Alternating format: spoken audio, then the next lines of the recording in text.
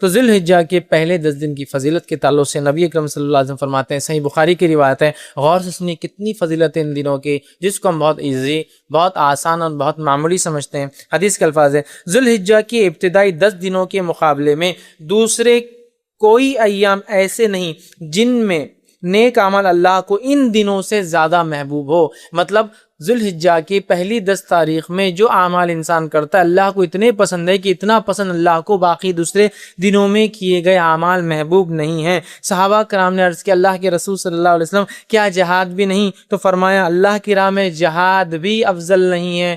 مطلب اتنا افضل ہے اس مہینے میں اعمال کرنا کہ ایک آدمی عام دنوں میں اگر جہاد بھی کرے تو ان دنوں میں کیے گئے اعمال کی برابری نہیں کر سکتا۔ تو آپ نے ہاں جہاد بھی نہیں سوائے اس مجاہد کے جو اللہ کی راہ میں نکلے، جان بھی لے جائے، مال بھی لے جائے، جان بھی چلی جائے، مال بھی چلی جائے، وہ زیادہ افضل ہے، باقی کوئی عمل افضل نہیں ہے۔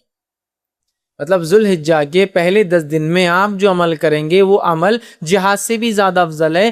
صرف اس مجاہد کے مقابلے میں ہمارا عمل کم ہوگا ان 10 دنوں کا جو مجاہد جان مال دونوں لے کے جائے اور کھپا دے، مطلب ختم ہو جائے، ورنہ باقی سارے اعمال ان دنوں میں افضل ہے۔ تو گویا پتہ چلا ان دنوں میں کیے گئے اعمال سب سے افضل ہے، یاد رکھیے سب سے افضل ہے۔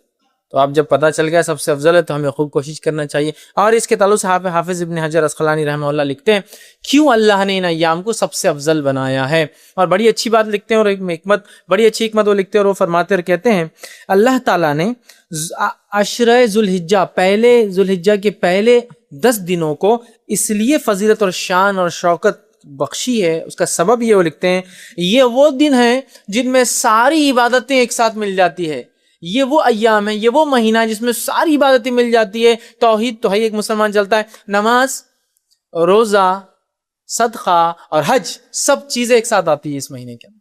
اس کی اسپیشلٹی ایسا ہے، اور کوئی مہینہ نہیں ہے سال کا جس میں ساری عبادتیں ایک ساتھ آئیں۔ آپ بولیں گے روزہ کہاں سے آ گیا؟ میں آگے آ رہا ہوں روزے کی طرف۔ اس دن نفل روزہ رکھ سکتے ہیں آپ ان 10 دنوں کے اندر، آگے میں رکھوں گا انشاءاللہ۔ چونکہ ساری عبادتیں وہ کہتے ہیں ایک ساتھ مل جا رہی، سب سے افضل اعمال ہے، تو ظاہر سے صدقہ بھی سب سے افضل اسی مہینے کا ہے۔ تو وہ کہتے ہیں چونکہ سارے اعمال ایک ساتھ مل جا رہے ہیں، توحید تو ہے ہی، نماز ہو جا رہی ہے، روز انسان پڑھتا ہے، روزہ بھی ان ایام کے اندر ہے، پہلے تاریخ سے لے کر 9 تاریخ تک روزہ رکھنا یہ سنت، اور اللہ کے رسول ہمیشہ رکھتے تھے ہر سال یہ روزے، فرسٹ 9 روزے ذی الحجہ کے، پہلے 9 دن کے روزے، 10ویں دن تو عید ہے، ٹھیک ہے، رکھتے تھے۔ تو روزہ بھی مل گیا، نماز بھی مل گئی، توحید پر انسان تھا، صدقات بھی کرے چونکہ سب سے افضل عمل ہے، اور اس میں حج بھی آ جاتا ہے، سارے ارکان ایک ساتھ آ رہے ہیں۔ تو وہ کہتے ہیں اس وجہ سے اللہ نے یہ حکمت ہو سکتی ہے کہ ان 10 دنوں کو اتنی زیادہ اہمیت دی، اور واقع میں ایسا اور کبھی نہیں ہوتا، یاد رکھیے۔ لیکن ایک سوال